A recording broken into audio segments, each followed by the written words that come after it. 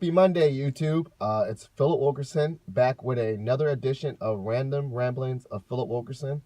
I believe this is my 20th rambling, so I'm pretty proud of that I stayed consistent.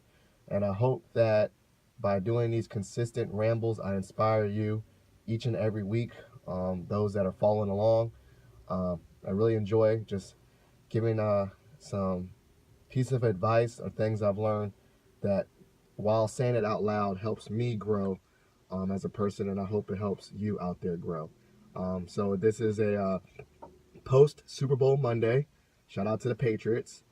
They won the Super Bowl, and arguably, or without argument, I could say that Tom Brady is the greatest quarterback of all time. While it pains me to say that because I'm a Peyton Manning fan, there's no denying facts that he's got championships. He's just a winner. So shout out to the New England Patriots. Now, I'm coming to you this week. Usually when I do my random ramblings, a random thought comes into my head, and then I kind of mule over it before I say these. They're not super random. I mean, the thoughts are random, but then I try to prepare mentally what I want to say. And so this rambling was inspired by a friend of mine who I had lunch with last week. His name is Pete Smith. He was my old boss at my first job out of college, Alternative Path Training School. And I wanted to just pick his brain and meet with him because I saw that he had written a book. And then that kind of inspired me. I was like, oh, you wrote a book. Not that I want to write a book or anything, but then I was like, well, that's pretty cool. I had lunch with him. He helped me develop some ideas that I want to do with my future. And then I ordered his book, which I'm reading right now, and it's an excellent book. It's called Dare to Matter, Choosing an Unstuck and Unapologetic Life of Significance, which obviously, as I read through, I was like, wow, that's really something I'd want. I want a life of significance. And I'm particularly at the chapter that says Poke the Lion, but there was a section called People. And that one particularly spoke to me because I think one of my greatest assets, or I guess skills, is relating to people, and people are very, very important to me. And in this chapter, it talked about how we seek relationships that kind of fulfill a need or something that we're desiring. And if you find that you don't have a relationship, like a relationship gap, you search for friends. So for instance, as Pete wrote in his book, my wife, in that relationship, she's my best friend. She's my biggest support. She's my life coach. She's my, helps me stay organized. But in certain aspects of, like, let's say I want to do a business, that's not the kind of relationship I'm going to go for my wife for advice, because that's not her niche. She's a social worker. And then, like, as you go through life, you have friends that are single and you're single.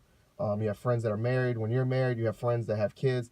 And as you go through these life phases with certain friends, not that you actively just have to have friends that if you're married, you can only have married friends, but you connect with those people because you're going through the same struggles, and you can commiserate.